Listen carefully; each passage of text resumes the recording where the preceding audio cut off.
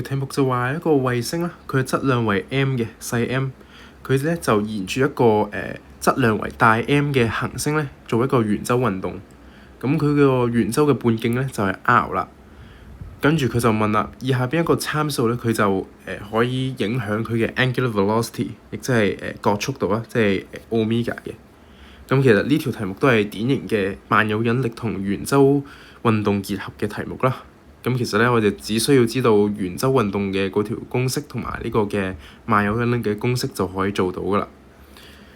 向心力 F 就等於呢個嘅萬有引力啦 ，G 大 M 再乘以呢個衛星嘅自身質量細 m over r square 就等於呢個嘅 mr omega square。咁呢條式係一定要熟噶啦。咁我哋咧可以拆咗兩邊嘅 m 啦。跟住咧，將個 omega square change 做 subject 先 ，gm over r 個 r 除過去啊嘛，所以 r cube 嘅 r cube omega 咧就自然等於開方 gm over r cube 啦。